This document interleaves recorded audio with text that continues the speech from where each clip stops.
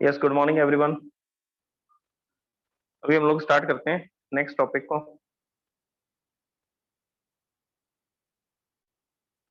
तो कल के लेक्चर में हमने यहाँ तक सीख लिया था कि हीट एनर्जी से दो वर्क हो सकते हैं। सबसे पहला, जब हम किसी सब्सटेंस को हीट एनर्जी देंगे तो या तो उस सब्सटेंस का टेम्परेचर राइज होगा। टेम्परेचर राइज होगा तो जो भी आप हीट एनर्जी उसको प्रोवाइड कर रहे हैं उसको इस फॉर्मूला से लिखा जाएगा, Q is equal to mst, और you can write it as N C delta T. तो इस फॉर्मूला को ऐसा भी लिख सकते हैं। ओके, दूसरा, जब आप किसी सब्सटेंस को हीट एनर्जी देंगे तो there will be change of state. Heat energy देने से स्टेट चेंज भी हो सकती है उस सब्सटेंस की, और अगर स्टेट चेंज होगी तो फॉर्मूला लिखा जाएगा Q is equal to ml। Solid से लिक्विड होगी तो लेटेंट हीट ऑफ फ्यूजन लिखेंगे, और लिक्विड से अगर गैस होगी तो लेटेंट हीट ऑफ वेपोराइजेशन लिखा जाएगा इसको। ओके, अब इसके बेसिस पर हम लोग न्यूमेरिकल्स को समझेंगे, और न्यूमेरिकल्स को करने से पहले हम लोग देखते हैं प्रिंसिपल ऑफ कैलोरीमेट्री।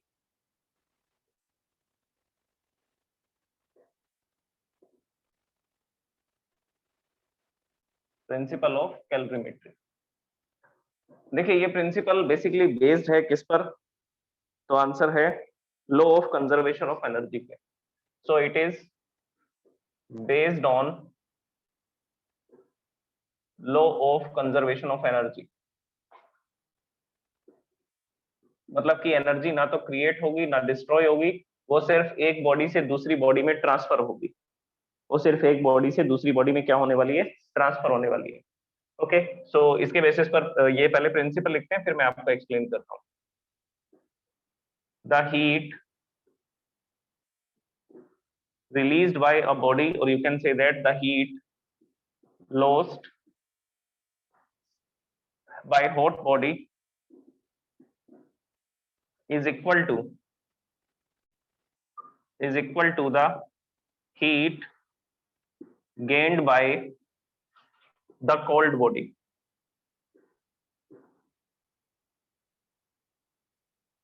ये प्रिंसिपल है कैलोरीमेट्री का। तो एक बॉडी हीट को लॉस्ट करेगी और दूसरी बॉडी हीट को गेन करेगी, और ये दोनों क्या होंगे? दोनों हीट एनर्जी इक्वल होंगे।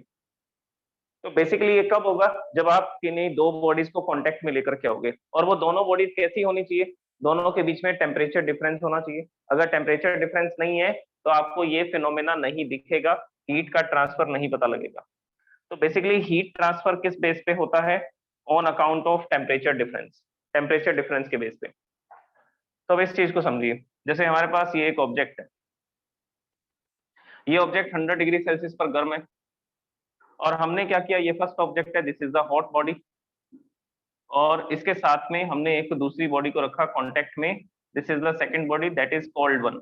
ये कोल्ड बॉडी है, इसका जो टेम्परेचर है वो 27 डिग्री सेल्सियस है, रूम टेम्परेचर पे थी ये। तो क्या होगा? तो आंसर है कि हीट ट्रांसफर होगी।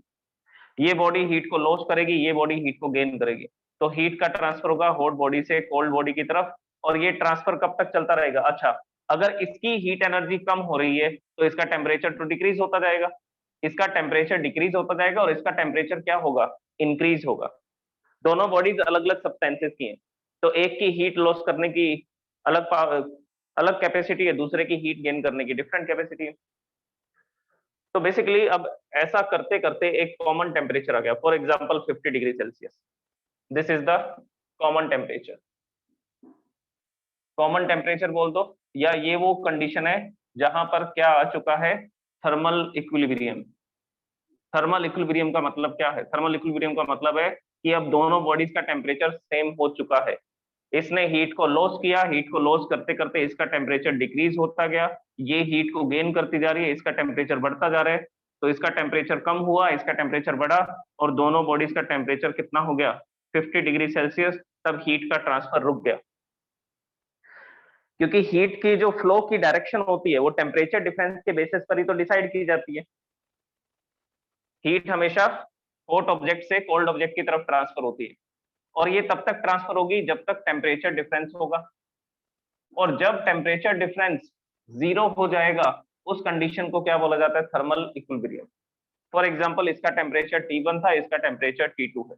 तो जब T1 is equal to T2 हो जाएगा, ये टेम्परेचर डिक्रीज होगा, ये टेम्परेचर इंक्रीज होगा जब ये दोनों इक्वल हो जाएंगे। और जो कॉमन टेम्परेचर आएगा उसको किससे लिखा जाएगा? उसको लिखा जाएगा T से, क्योंकि इसका टेम्परेचर भी T हो गया, इसका टेम्परेचर भी T हो गया। That is thermal equilibrium. तो ये हीट, एक बॉडी हीट को लॉस करेगी, दूसरी बॉडी हीट को गेन करेगी, ये तब तक चलेगा जब तक कि थर्मल इक्विलिब्रियम नहीं आ जाता। ओके, अब हम इसके बेसिस पे फॉर्मूला बनाते हैं।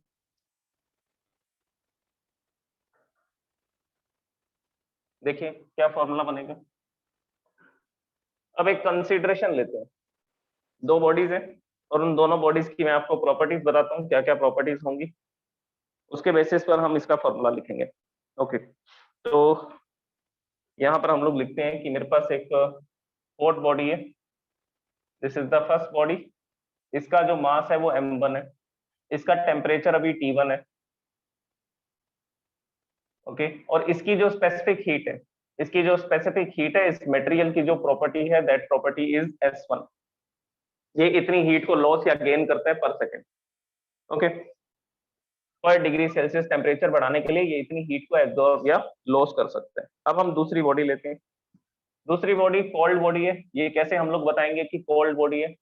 ये हम लोग कंडीशन लिख देंगे, that what is the condition? Condition is T1 is greater than T2। तो ये हॉट बॉडी है, ये कोल्ड बॉडी है, and this is cold body. अच्छा, सेकंड बॉडी की क्या क्या प्रॉपर्टीज है? इसकी करेक्टरिस्टिक है, इसका मास m2 है और इसकी स्पेसिफिक हीट है S2। अब हमें पता है हीट कहां से कहां ट्रांसफर होगी, हॉट बॉडी से कोल्ड बॉडी की तरफ ट्रांसफर होगी, और कुछ समय बाद थर्मल इक्विलिब्रियम आ जाएगा, मतलब कि कॉमन टेम्परेचर हो जाएगा T। जब हीट ट्रांसफर रुक जाएगा, दोनों बॉडीज का टेम्परेचर सेम हो चुका है, अब हीट ट्रांसफर नहीं होगा, तो ये वो कंडीशन है। अब इसके बेसिस पे हम फॉर्मूला लिखते हैं, इस प्रिंसिपल के बेसिस पे। हीट लॉस्ट, हीट लॉस को किससे लिखा जाएगा? तो आंसर है क्यू लॉस से लिखा जाएगा, and it is the Q gain. इसका फॉर्मूला क्या है? टेम्परेचर चेंज हो रहा है, इसका टेम्परेचर डिक्रीज हो रहा है, इसका टेम्परेचर इंक्रीज हो रहा है, स्टेट चेंज नहीं हो रही है। अगर स्टेट चेंज नहीं हो रही है, सिर्फ टेम्परेचर चेंज हो रहा है, तो हीट एनर्जी का क्या फॉर्मूला लिखेंगे? MST। तो यहाँ पर लिखेंगे फर्स्ट बॉडी M1, जो हीट लॉस कर रहा है वो हॉट बॉडी है, तो मास m1 आएगा फर्स्ट बॉडी का, स्पेसिफिक हीट S1 है, और इसका टेम्परेचर चेंज क्या हो रहा है? फाइनल टेम्परेचर हो गया T। अच्छा, पहले टेम्परेचर कितना था? T1, और फाइनल टेम्परेचर हो गया T। अगर आप इसका अपोजिट उल्टा लिखोगे, फाइनल माइनस इनिशियल लिखोगे, तो ये तो नेगेटिव आ जाएगा, तो हमें इसको नेगेटिव नहीं लिखना। हम लिखेंगे पहले 100 डिग्री सेल्सियस था, बाद में 50 हो गया, तो कितने का चेंज हुआ? चेंज ऑफ टेम्परेचर लिखना है सिर्फ, प्लस माइनस नहीं आना चाहिए। So here we will write T1 minus T। T is the final temperature. और यहाँ पर लिखेंगे सेकेंड बॉडी जिसका मास है M2, सेकेंड बॉडी जिसकी स्पेसिफिक हीट है S2, और इसके टेम्परेचर में कितना चेंज आया? पहले इसका टेम्परेचर था T2, अब इसका टेम्परेचर हो चुका है T। Final temperature minus initial temperature, final temperature ज्यादा है, पहले इसका टेम्परेचर 27 था, 27 से 50 हुआ, तो पहले 50 लिखेंगे, 50 minus 27, change in temperature. Okay, तो ये आ गया। यहाँ पर भी चेंज इन टेम्परेचर, यहाँ पर भी चेंज इन टेम्परेचर लिखना था, और दोनों पॉजिटिव आने चाहिए। हम इसमें ये नहीं बता रहे कि टेम्परेचर इंक्रीज हो रहा है या डिक्रीज हो रहा है। अगर इंक्रीज डिक्रीज बताते तब प्लस माइनस को यूज करते हम, अगर नेगेटिव आता तो इसका मतलब यहाँ पर टेम्परेचर डिक्रीज हो रहा है। ओके, अब फॉर्मूला क्या बनेगा? इसको मल्टीप्लाई कर देते हैं पहले। M1 S1 को T1 और T से मल्टीप्लाई करते हैं, तो देखिए नेक्स्ट स्टेटमेंट क्या आ जाएगी? नेक्स्ट स्टेटमेंट आ जाएगी M1 S1 T1 minus M1 S1 capital T। इसको भी मल्टीप्लाई करो, M2 S2 को, M2 S2 capital T minus M2 S2 T2। These are the values. अब इसमें आपको ऐसा करना है कि ये जो T वाली क्वांटिटीज हैं उनको एक तरफ कर लेना है, और T1 T2 को एक साइड कर लेते हैं। देखो M1 S1 T1 तो यहाँ पर है, ये M2 S2 T2 माइनस का है, इसको इधर शिफ्ट कर देते हैं, ये प्लस का हो जाएगा। तो देखिए नेक्स्ट स्टेटमेंट क्या होगी, so we will write the next statement.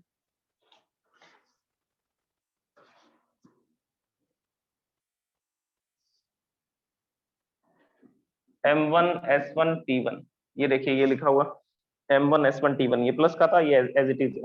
ये M2S2T2, इसको इधर शिफ्ट कर रहा हूँ, ये प्लस का हो जाएगा। So here we will write M2S2T2 is equal to, इधर ऑलरेडी क्या पड़ा था M2S2T, ये M1S1T माइनस क्या, इधर इसको उधर शिफ्ट कर देते हैं। सो this will B M1S1T plus M2S2T। ये नहीं, ये नेक्स्ट स्टेटमेंट आ गई। अब इसमें से क्या कॉमन आ रहा है, कॉमन आ रहा है T, तो T को कॉमन लिख देते हैं, तो इसको इधर लिख लेते हैं। So here I am writing M1S1 plus M2S2, और इसमें से क्या कॉमन लिया, T कॉमन लिया, और ये एज इट इज लिख देते हैं M1S1T1 प्लस M2S2T2। ये M1S1 प्लस M2S2 इधर मल्टीप्लाई में है, इधर आएगा तो डिवाइड में आ जाएगा। तो कॉमन टेम्परेचर का फॉर्मूला क्या बनेगा, कॉमन टेम्परेचर का फॉर्मूला बनेगा M1S1T1 plus M2S2T2 divide by M1S1 और M2S2। So this is the formula of the common temperature, or you can say that final temperature. ये फॉर्मूला है इसका, और ये फॉर्मूला किसकी हेल्प से निकाला हमने, with the help of the principle of calorimetry. Calorimetry के प्रिंसिपल से हमने इसको कैलकुलेट किया। ओके, अब हम आते हैं इसके न्यूमेरिकल्स। फॉर्मूलाज हमने स्टडी कर लिए, अब न्यूमेरिकल की बात करते हैं। तो फर्स्ट न्यूमेरिकल लिखते हैं, देखिए क्या है फर्स्ट न्यूमेरिकल, जिसमें स्टेट भी चेंज हो रही है, जिसमें टेम्परेचर भी राइज हो रहा है, तो अलग अलग फॉर्मूलाज का यूज कर लेंगे हम इसमें।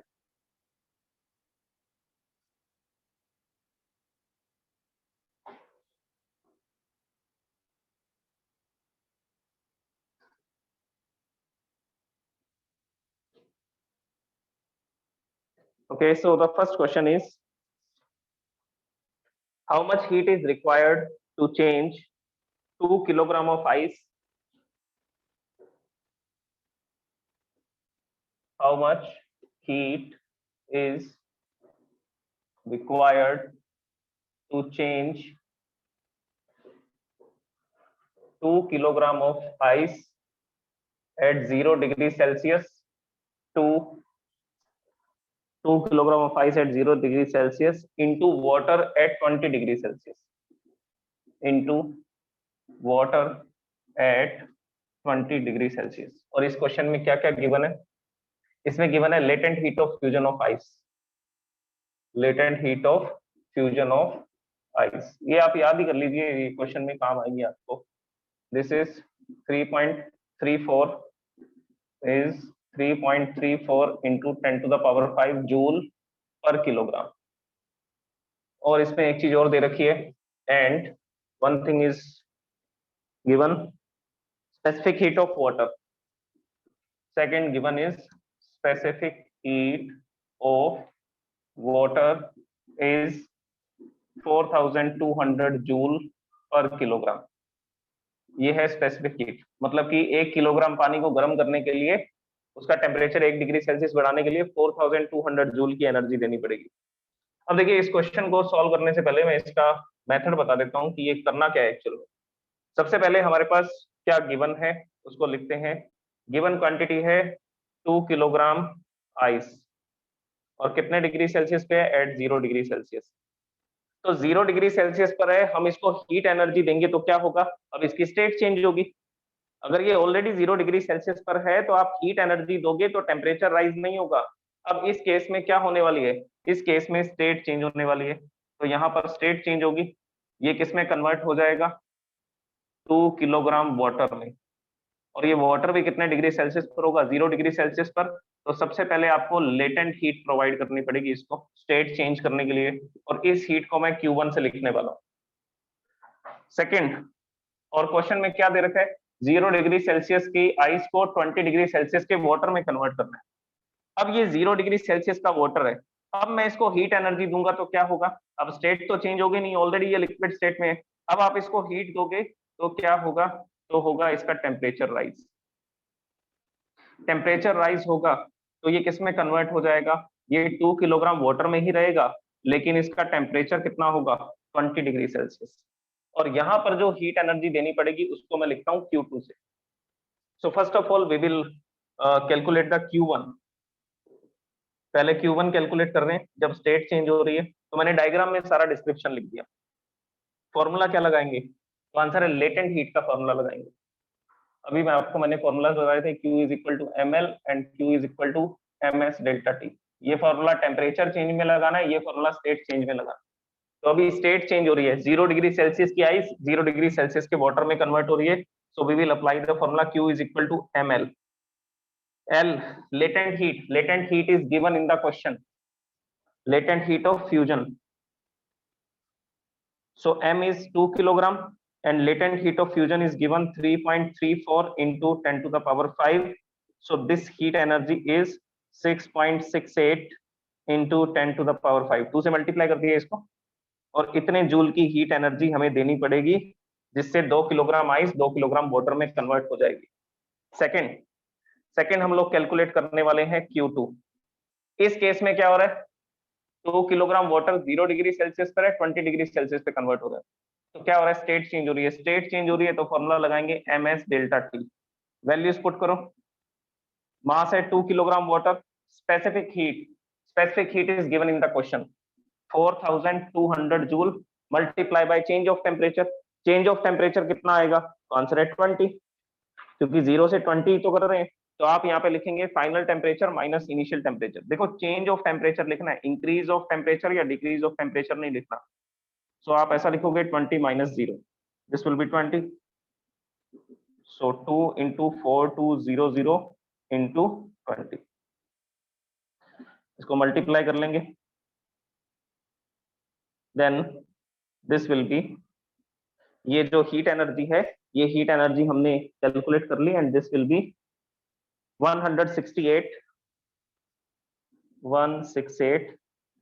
ये हो जाएगा 42 इंटू 2 84 इंटू 2 168, और कितनी जीरोस आएंगी 1 2 3। तो इसको भी हम ऐसा ही लिख देते हैं, 10 टू द पावर 5 में ही लिख देते हैं, ताकि दोनों को ऐड करना इजी रहेगा। दोनों को ऐड करेंगे तो देखिए क्या वैल्यू आएगी।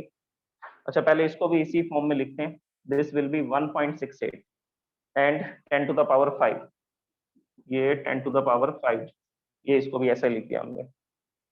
सो द टोटल हीट, क्या बताना था, कितनी हीट एनर्जी लगेगी 0 डिग्री सेल्सियस आइस को 20 डिग्री सेल्सियस के वाटर में कन्वर्ट करने के। तो आंसर है हीट एनर्जी कंटिन्यू देंगे, पहले इतनी हीट एनर्जी यूटिलाइज होगी स्टेट चेंज करने में, फिर इतनी हीट एनर्जी यूटिलाइज होगी उसका टेम्परेचर राइज करने में। सो the total heat required is Q1 plus Q2, 6.68 into 10 to the power 5 and 1.68 into 10 to the power 5। इसको ऐड कर देंगे तो टोटल एनर्जी आ जाएगी 8.36 into 10 to the power 5। So this is 8.36 into 10 to the power 5 joule. तो इतनी heat energy देनी पड़ेगी 2 kilogram ice को 20 डिग्री सेल्सियस के वाटर में कन्वर्ट करने के लिए। क्लियर है सबको ये क्वेश्चन? हैंड रेस कर दीजिए जल्दी से अगर समझ आ गया क्वेश्चन कैसे सॉल्व करना है ये।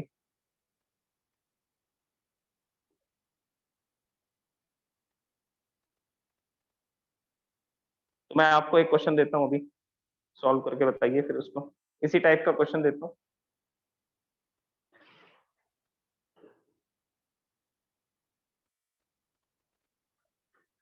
ओके क्वेश्चन इज, पूरा क्वेश्चन नहीं लिख रहा मैं आपको, चलो एक क्वेश्चन लिख देते हैं। Starting at 20 degree Celsius, how much heat is required to heat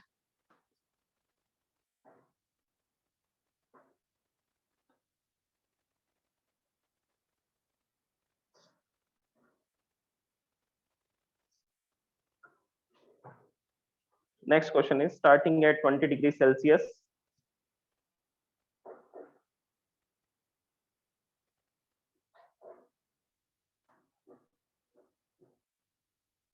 how much heat is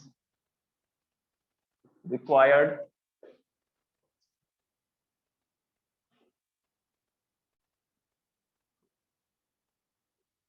to, how much heat is required to heat up 0.3 kilogram of aluminium, इसमें एल्यूमिनियम लिया गया 0.3 kilogram of aluminium to its melting point, to its melting point. इसको गर्म करना है इसके melting point तक, and then convert it all to the liquid, and then convert it all to the liquid। Okay, अब इसमें क्वेश्चन में क्या क्या गिवन है, इसको एक तो स्पेसिफिक हीट बतानी पड़ेगी, एक लेटेंट हीट बतानी पड़ेगी, तो दोनों ही क्वेश्चन भी गिवन है। Specific heat of aluminium, specific heat को स्मॉल एस से लिखा जाता है, so specific heat of aluminium is 900 joule पर किलोग्राम पर केल्विन या पर डिग्री सेल्सियस।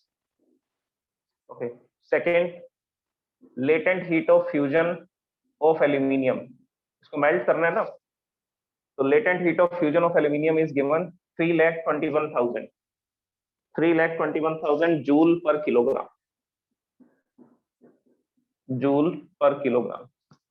और इसमें एक चीज और गिवन है, melting point of aluminium, melting point of aluminium is 660 degree Celsius, 660 degree Celsius. करो इस क्वेश्चन को, पहले तो इसका डायग्राम बना लो ना, ताकि आपको ये पता लगे कि कहां पर कौन सी हीट एनर्जी देनी पड़ेगी। देखिए सबसे पहली बात, क्वेश्चन में क्या गिवन है, क्वेश्चन में गिवन है कि हमारे पास एल्यूमिनियम है कितने डिग्री सेल्सियस पे, तो आंसर है 20 डिग्री सेल्सियस पे। अभी इसका टेम्परेचर है 20 degree Celsius, and this is the aluminium of 0.3 kilogram, ये इसका मास भी बता रखा है 0.3 किलोग्राम। तो इस एल्यूमिनियम को पहले तो गर्म करना पड़ेगा, कहां तक लेकर के जाना पड़ेगा, तो आंसर है पहले तो मेल्टिंग पॉइंट तक लेकर के जाना पड़ेगा, तभी जाकर के तो ये लिक्विड में कन्वर्ट होगा। तो पहले इसको हीटअप करना पड़ेगा आपको, कितना हीटअप करेंगे, तो आंसर है कि इसको 660 डिग्री सेल्सियस तक लेकर के जाएंगे, ताकि जिससे ये मेल्टिंग पॉइंट तक पहुंच जाए। तो इस केस में हम लोग क्या कर रहे हैं, इस केस में हम लोग टेम्परेचर राइज कर रहे हैं, और इसमें जो एनर्जी देनी पड़ेगी उसको Q1 से लिखेंगे। इसके बाद में एल्यूमिनियम का टेम्परेचर 660 डिग्री सेल्सियस हो चुका है, अब हमें क्या करना है, अब यहाँ पर होगी स्टेट चेंज। अब जो हीट एनर्जी देंगे अब उससे होगी state change, because it is already at the melting point. अब आप हीट एनर्जी दोगे तो टेम्परेचर राइज नहीं होगा, स्टेट चेंज होगी, तो ये एल्यूमिनियम किस में आ जाएगा, ये लिक्विड स्टेट में आ जाएगा। और कितने डिग्री सेल्सियस पर होगा, 660 डिग्री सेल्सियस पर ही होगा, टेम्परेचर राइज नहीं होगा, स्टेट चेंज। तो यहाँ पर हीट एनर्जी Q1 है, यहाँ पर Q2 है, यहाँ पे फॉर्मूला लगेगा MST, यहाँ पे फॉर्मूला लगेगा ML। कैलकुलेट करके बताइए।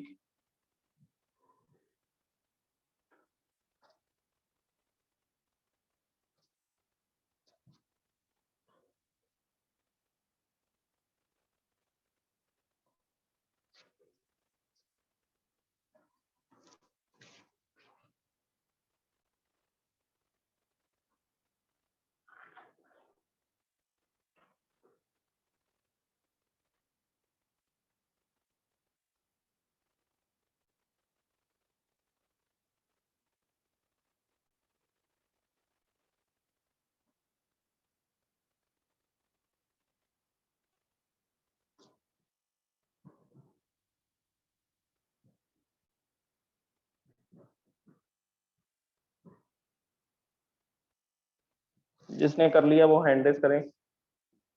Q1 की वैल्यू कितनी आ रही है,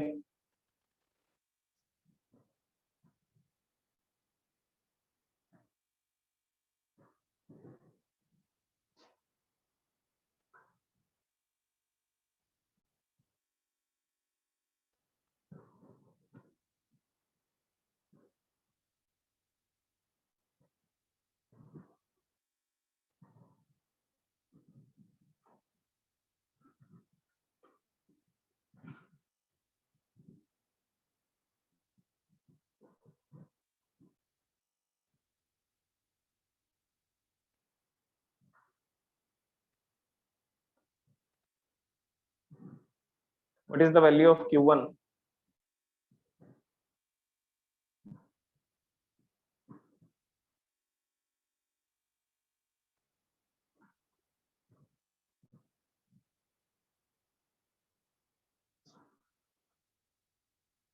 देखिए पहले तो टेम्परेचर राइज कर रहे हैं, so Q1 is equal to ms delta T। क्या क्या गिवन है? मास गिवन है 0.3।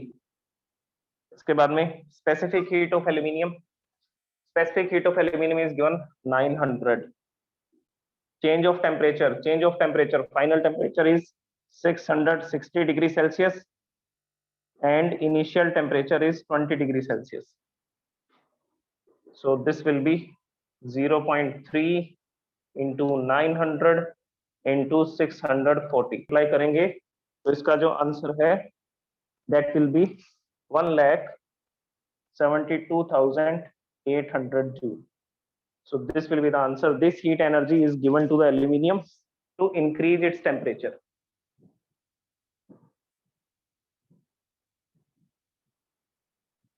This is the answer. Hand raise करो किस किस का ये आंसर आएगा।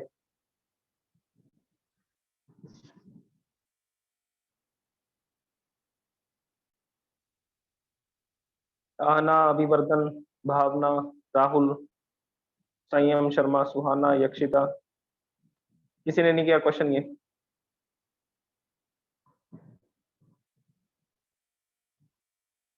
ओके, सेकंड हम लोग इसमें कैलकुलेट करते हैं। अब कितनी हीट एनर्जी देनी पड़ेगी इसके लिक्विड स्टेट में लाने के लिए।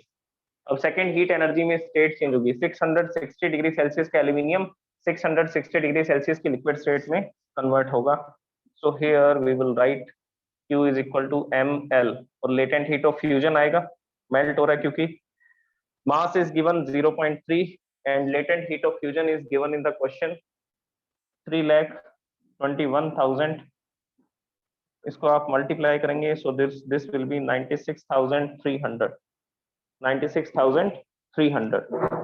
ओके, इनको ऐड कर देंगे टोटल एनर्जी कैलकुलेट करने के लिए। So the total energy utilized in this process will be 1,72,800 plus 96,300 and this will become 2,69,100 joule. This is the energy which is utilized to change the state of the aluminium and to increase its temperature. पहले तो 20 degree से 660 degree पे लेकर के आएंगे, फिर 660 degree Celsius पर हम जो हीट प्रोवाइड करेंगे उससे फिर वो मेल्ट होना स्टार्ट हो जाएगा और मेल्ट होने में 96,300 जूल की एनर्जी को एब्जॉर्ब करेगा। ये इतनी एनर्जी हमें देनी पड़ेगी इसको। This is the value of Q। Okay, clear है सबको? इस टाइप के क्वेश्चन सब हो जाएंगे सॉल्व। हैंड रेस कर दो जल्दी से, क्लियर है तो।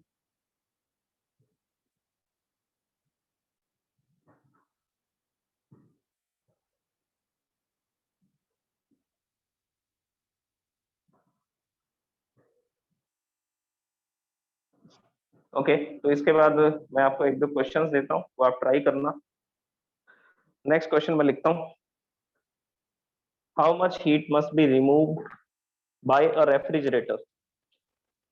एक रेफ्रिजरेटर कितनी हीट को रिमूव करेगा? देखो फॉर्मूलाज यही रहेंगे, फॉर्मूलाज चेंज नहीं होंगे, फॉर्मूला यही रहेंगे। हीट एब्जॉर्ब हो या रिमूव हो, दोनों ही केसेस में या तो टेम्परेचर डिक्रीज होगा या स्टेट चेंज होगी। तो इसके बाद हम लोग नेक्स्ट क्वेश्चन को लिखते हैं। ये आपके लिए क्वेश्चन, आप ट्राई करना इसको। How much heat must be remove by a refrigerator, how much heat must be removed by a refrigerator from 2 kilogram water, from refrigerator by refrigerator from 2 kilogram of water at 70 degrees Celsius. 2 kilogram water at 70 degrees Celsius and convert it into ice cubes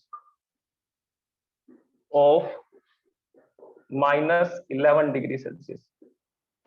Ice cubes of -11 degrees Celsius. अब इसमें क्या क्या given है, latent heat दे रखी होगी, इसके अलावा specific heat of water और specific heat of ice. So specific heat of water is given 4200 joule पर kilogram and specific heat of ice, ice की भी स्पेसिफिक हीट दे रखी है, दिस इज 2100 जूल पर kilogram and one thing is given latent heat, latent heat भी इसकी बता रखी है कि लेटेंट हीट होती है, स्पेसिफिक हीट को मेजर करते हैं हम लोग किलोग्राम पर डिग्री सेल्सियस में, पर किलोग्राम पर डिग्री सेल्सियस, पर किलोग्राम पर डिग्री सेल्सियस। और लेटेंट हीट को हम लोग लिखेंगे latent heat of fusion of ice, this is 334000 joule पर kilogram, it is given in the question. तो ये क्वेश्चन आप ट्राई करना, इसको नोट कर लीजिए इस क्वेश्चन को। पहले ऐसा डायग्राम बनाना, डायग्राम से ये देखना कि कौन कौन सी हीट एनर्जी देनी पड़ेगी, कहां पर लेटेंट हीट का फॉर्मूला लगेगा और कहां पर चेंज ऑफ टेम्परेचर का फॉर्मूला लगेगा।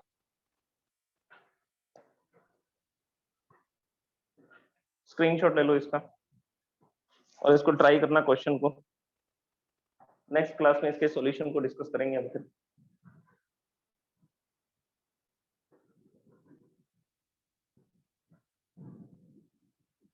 Okay, thank you so much, bye bye.